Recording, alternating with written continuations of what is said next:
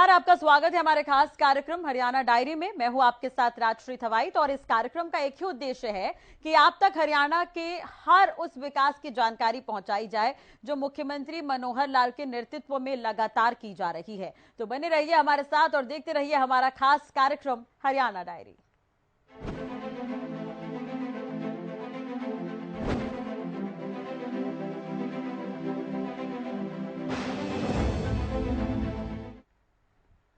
हरियाणा के मुख्यमंत्री मनोहर लाल न सिर्फ भौतिक विकास के लिए काम कर रहे हैं, बल्कि प्रदेश की आने वाली पीढ़ियों को संस्कारवान बनाने के लिए भी काम कर रहे हैं।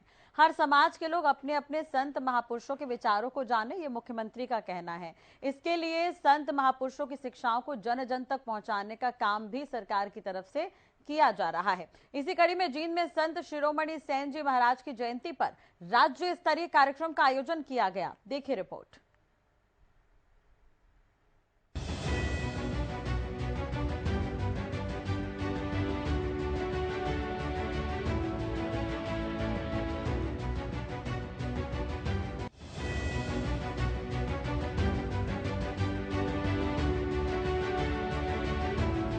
हरियाणा की मनोहर सरकार ने प्रदेश में पहली बार राज्य स्तर पर संत शिरोमणि सेन जी महाराज की जयंती मनाई।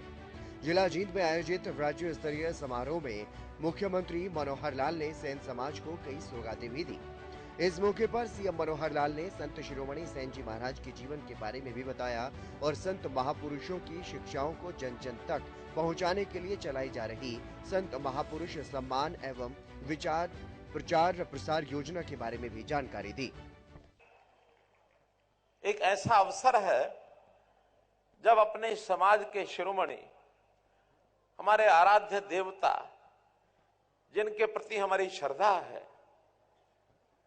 सदियों पहले इस देश में जब भक्ति रस की गंगा बह रही थी, भक्ति मार्ग चलने वाले लोगों की एक लड़ी, एक कड़ी जब चल रही थी, जिस समय संत कबीरदास जी हुए, संत रविदास जी हुए, संत नामदेव जी हुए, श्री धन्ना भगत जी हुए, उसी समय संत शिरोमणि सेन जी महाराज अंग्रेजी सन 1500 में, विक्रमी संवत सन 1557 में उनका जन्म हुआ। 523 साल पहले हमारे बीच में वो आए, एक संदेश लेकर के आए। पूज्य रामानंद जी के वो शिष्य थे, उन्होंने जन जागरण किया, सेवा भावी एक व्यक्तित्व के नाते उन्होंने ख्याति प्राप्त की। कितने ही उस समय के जो समकक्ष ऐसे भक्ति भाव के लोग उनके बीच में रहकर, उनके साथ रहकर, गुरु रविदास जी के साथ उनका बड़ा अच्छा संबंध आया, समाज को जागृत किया और किस सीमा तक सेवा भाव उनका मन में था। मैंने कहानी पढ़ी उनके बारे में कि वो बांधवगढ़ के राजा वीर सिंह जी, उस समय वो राजा होते थे, तो उनकी सेवा करने का काम बचपन में इनको मिला। बचपन का नाम इनको नंदा कहते थे, नंदा। तो सेवक के रूप में उनकी सेवा करते थे, तन मन पूरा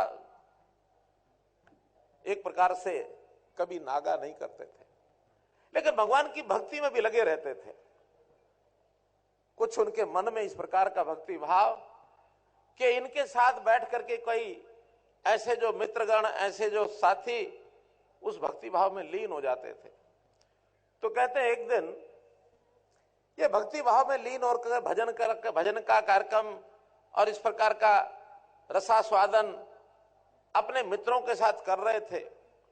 इतने लीन हो गए भगवत भक्ति में कि निश्चित समय पर राजा के पास जाना था, चूक गए, नहीं जा पाए, लीन हो गए, भूल गए। काफी देर उसमें मस्ती में रहे और इधर राजा जब समय पर सेवक नहीं पहुंचता है तो उसको भी शायद चिंता होती है कि आज मेरा सेवक क्यों नहीं आया है। भगवान इतने प्रसन्न हैं सेन जी महाराज से कि भगवान ने सोचा कि आज सेन जी महाराज मेरी भक्ति में लीन हैं और राजा के पास नहीं पहुंच रहे हैं, तो भगवान ने सैन जी महाराज का रूप धारण करके और राजा के पास सेवा करने के लिए पहुंच गए।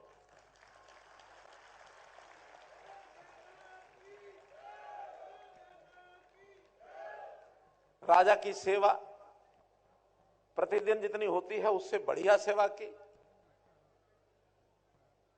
और राजा प्रसन्न हुए। आज की सेवा से राजा इतने प्रसन्न हुए कि शहर में बात फैल गई कि आज सैन महाराज ने, नंदा नाम जो उस समय था, उसने आज राजा को खुश किया। राजा बड़े प्रसन्न थे उसके ऊपर। कई बार खबर अंदर से राज दरबार से निकल आती है, सैनिक लोग निकालते हैं।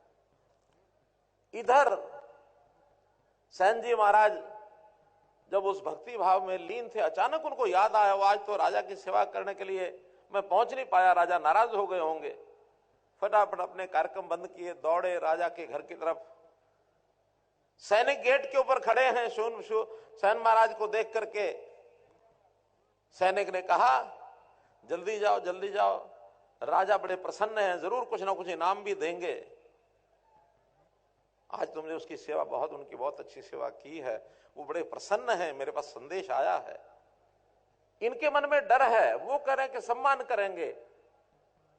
डरते हुए अंदर गए और राजा ने खड़े होकर के सैन महाराज को गले लगा लिया। और उस समय कहते हैं कि संत सैन को महाराज की, राजगुरु की, संत सैन महाराज को राजगुरु की उपाधि ये उस समय दे डाली उन्होंने कि हमारे राजगुरु रहेंगे। तो व्यक्ति का जो व्यक्तित्व निखरता है, उभरता है, मालूम नहीं कहां से उभर आए। ऐसे थे संत शिरोमणि सैन जी महाराज। उनके नाम को, उनके जीवन को, उनके विचार को, उनके भक्ति भाव को याद करने के लिए हम तो सब करते ही होंगे। लेकिन जब हमने सरकार बनाई 2014 में, तो ध्यान में क्या आया कि जितने राजनीतिक हैं वो लोग अब याद करते हैं तो अपने बाप को, दादा को, परदादा को उनको याद करते हैं, संतों को भूल गए हैं। और हमें जब मन विचार लगा कि संत यानी समाज को ठीक रास्ते पर लाने के लिए संतों की जो भूमिका थी, अगर उनको आज बार बार याद कराएंगे तो समाज की दिशा ठीक हो जाएगी। हमने संत महापुरुष विचार मान सम्मान योजना ये बनाई और उसके बाद संतों की जीवनियां, उनकी शताब्दियां ये बनानी शुरू की।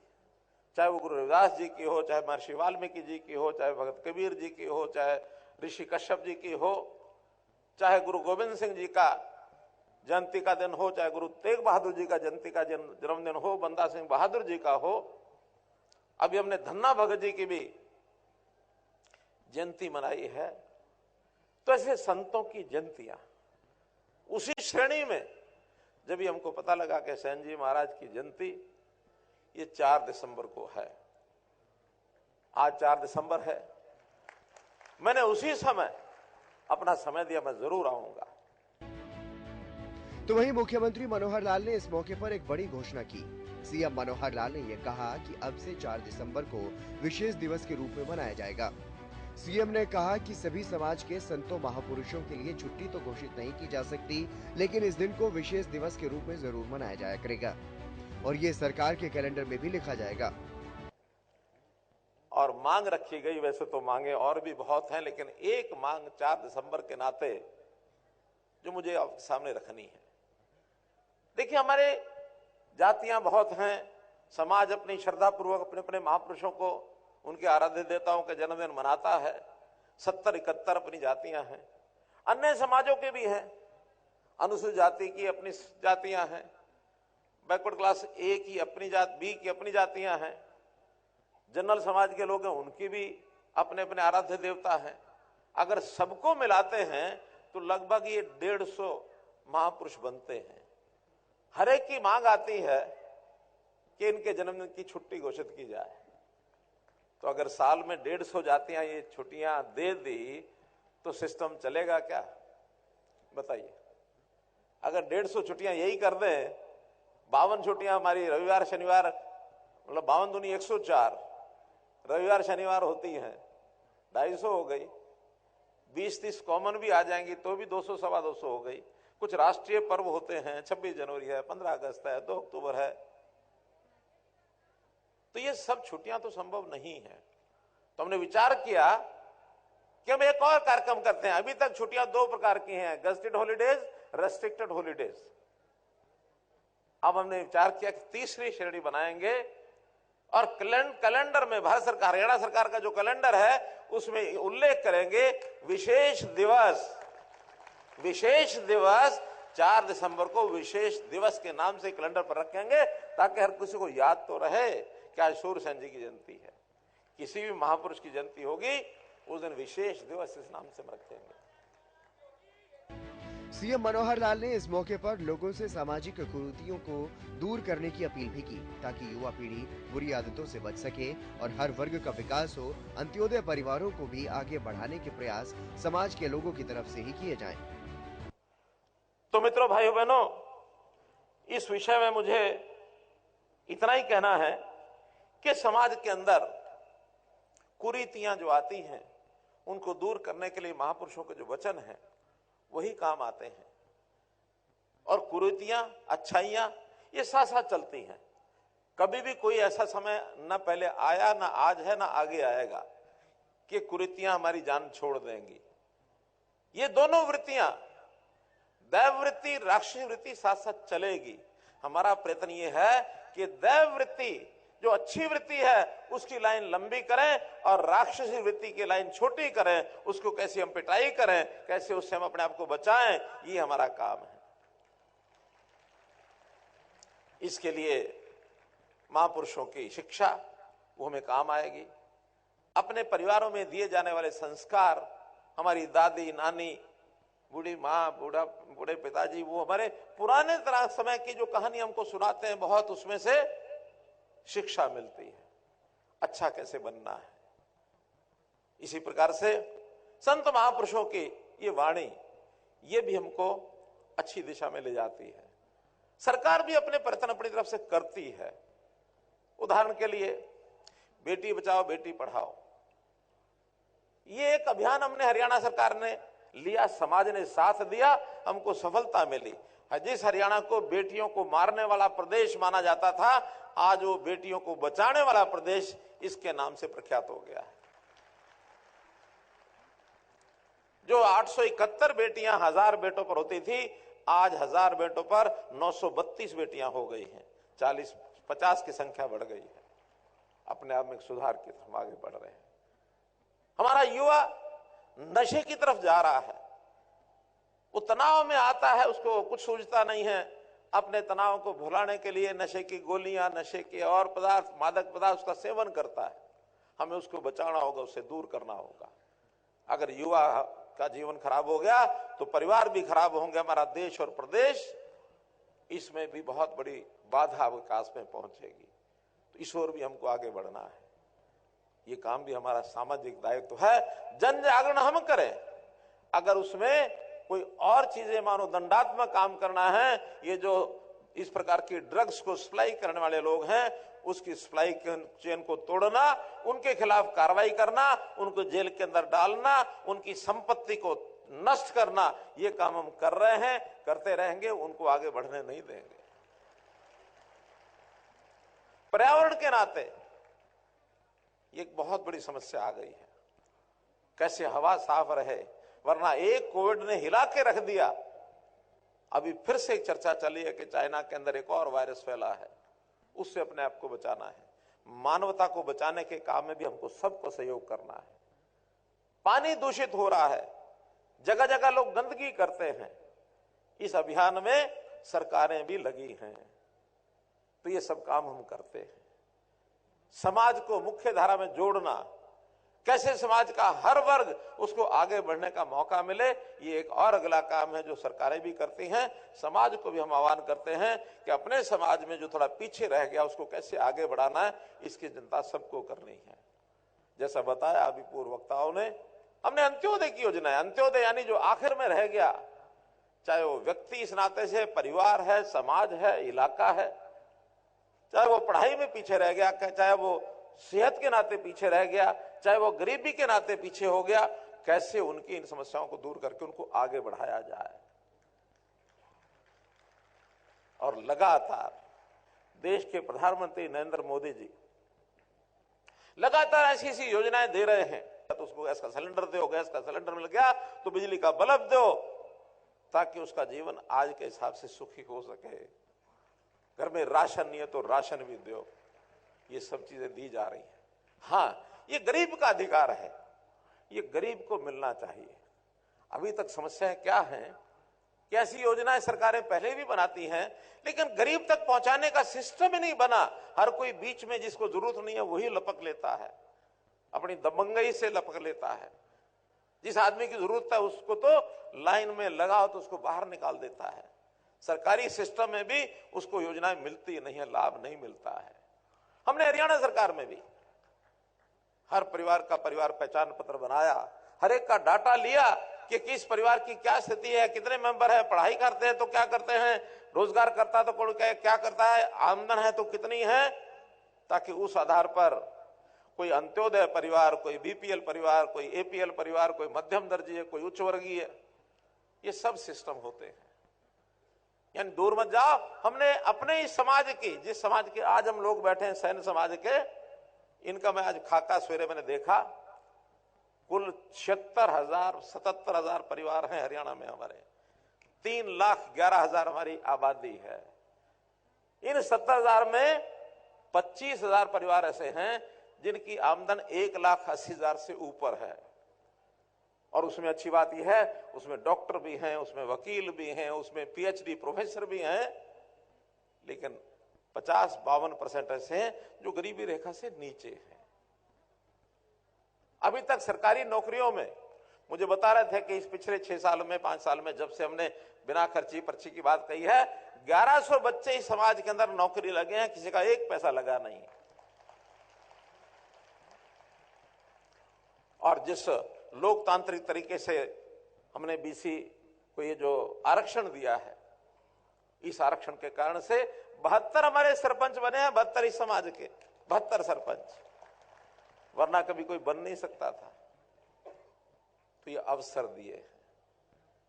इस नाते से हमारा चिंता करने वाला, मोदी जी की सरकार जिसे चिंता कर रही है, हरियाणा में भी हम चिंता कर रहे हैं।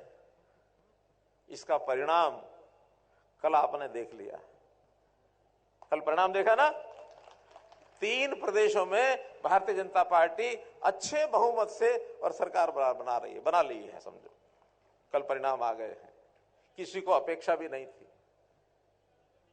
हैट्रिक बनी है, अब अगली हैट्रिक मोदी जी की लगेगी, उसके बाद हैट्रिक हरियाणा में भी लगेगी। आप लोग कमर कस लो, आप लोग अपनी कमर कस लो। मुख्यमंत्री ने कहा कि संत शिरोमणि सेन जी महाराज ने अपने जीवन में जन जागरण के काम किए और सेवा भावी व्यक्तित्व के रूप में ख्याति प्राप्त की। उन्होंने कहा कि सामाजिक कुरीतियों को समाज के सहयोग से ही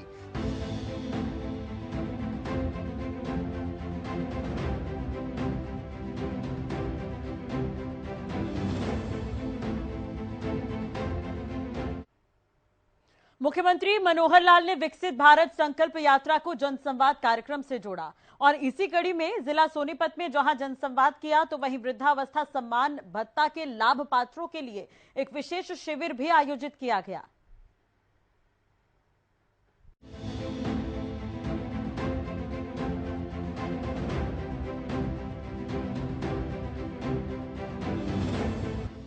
मुख्यमंत्री मनोहर लाल ने सोमवार को जिला सोनीपत में वृद्धावस्था सम्मान भत्ता के लाभ पात्रों के लिए विशेष शिविर में 3,000 नए लाभ पात्रों की एक साथ पेंशन स्वीकृत की।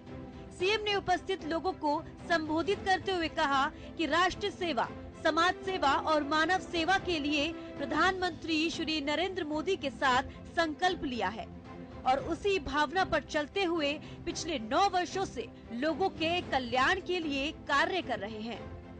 सीएम ने कहा कि वे हरियाणा की 2.80 करोड़ जनसंख्या को अपना परिवार मानते हैं और परिवार के मुखिया के नाते उनके हर दुख तकलीफ को दूर करने का प्रयास करते हैं।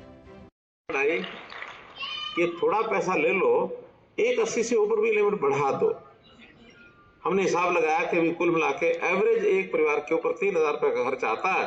तो जब बातचीत की, कुछ लोग बैठे थे, भाई 1500 हम भर देते, 1500 आप दे दो, करने का हम ले लो।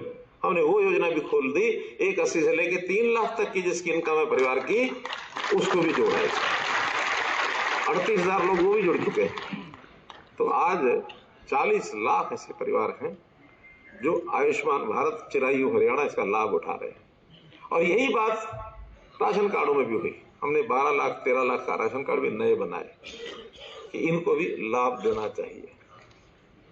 और साथ में ये भी तय किया कि इनको सबको क्या 180 से रखना, नीचे रखना जरूरी है।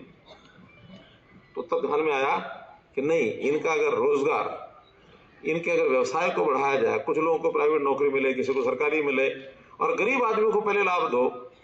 हमने गरीब के परिवार जिसके घर में एक भी नौकरी नहीं है, उसके बच्चों को 5% अंक अतिरिक्त दिए कि पहले इसमें से लो, बाद में फिर दूसरों में से लेंगे। ठीक आदमी होगा उसी को मिलेगी ना। कोई किसी के नाम की ले जाए, ये ठीक है क्या? तो इसलिए ये वेरिफिकेशन, आज टेक्नोलॉजी का जमाना है, बहुत आसानी से लोग जो है, ठीक आदमी जो है उनका भी पता लग जाता है, और जो ठीक नहीं है वो भी पकड़े जाते हैं।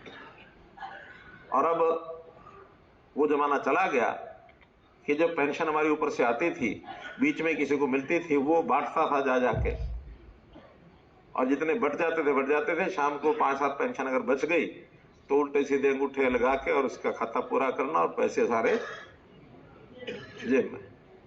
अब वो चल गया जमाना। ये जो नशा और ये जो ड्रग्स हैं, ये हमारे जीवन को खराब कर रहे हैं।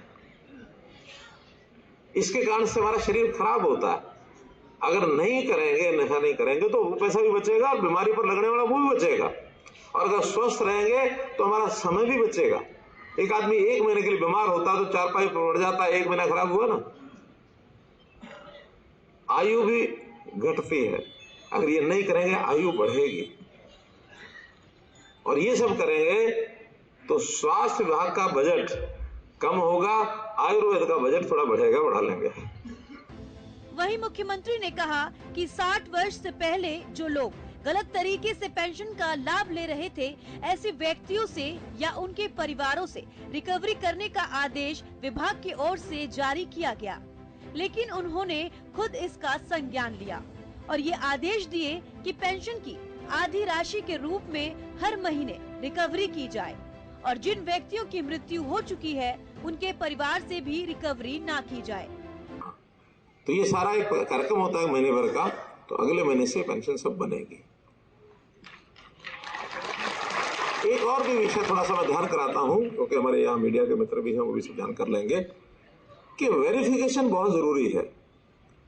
जैसे 60 साल की उम्र हो गई कि नहीं, जरूरी है, क्योंकि 8 साल पहले हमको ध्यान में आया कि कांग्रेस सेनानियों के ऊपर कुछ लोगों ने 50 साल, 52 साल, 48 साल, 55 साल उन्होंने पेंशन बढ़वा ली, और जब उसका वेरिफिकेशन हुआ तो फिर डिपार्टमेंट ने कहा कि नहीं, वापस लाओ, रिकवरी निकाल दी उनके ब्याज समेत। आखिर मैंने आकर रोका, मैंने कहा भाई वापस लेने का ये तरीका ठीक नहीं है। अब जो ले गए, गलती कर गए, गलती हो जाती, किसे भी हो जाती है, आगे सावधानी बरतो कि 60 साल से पहले बने नहीं। और जिनसे वापस मांग रहे हो, इनका जिस दिन ये 60 साल के हो जाएंगे उस दिन जो पेंशन देनी है, आधी इनको देते रहो, आधी पिछली वाली काटते रहो। साथ में इनकम की एक लिमिट पहले होती थी कि जो बुजुर्ग हैं पति पत्नी, उनकी इनकम 2 लाख रुपए साल से ऊपर नहीं होनी चाहिए। हमें लगा कि 2 लाख कम है, हमने इसको आके 3 लाख कर दिया। सीएम ने कहा कि प्रधानमंत्री नरेंद्र मोदी ने गरीबों के लिए आयुष्मान भारत योजना चलाकर एक बड़ा लाभ पहुंचाया है, जिसके तहत 5 लाख रुपए तक की मुफ्त इलाज की सुविधा मिल रही है। इस योजना में हरियाणा के लगभग 15.5 लाख परिवार लाभ ले रहे थे, लेकिन हमने बीपीएल की आय सीमा को 1.20 लाख रुपए से बढ़ाकर 1.20 लाख रुपए वार्षिक किया और चिरायु हरियाणा योजना के माध्यम से 14 लाख नए परिवार इस योजना के दायरे में आ गए। इसके बाद भी लोगों की मांग आई कि 1.80 लाख रुपए से अधिक आय वाले परिवारों को भी इस योजना का लाभ दिया जाए। इस पर हरियाणा सरकार ने 1.80 लाख रुपए से लेकर 3 लाख रुपए वार्षिक आय वाले परिवारों को भी इस योजना का लाभ दिया है। चलिए इसी के साथ ही हरियाणा डायरी में आज के लिए बस इतना ही। खबरों के लिए बने रहिए हमारे साथ। नमस्कार।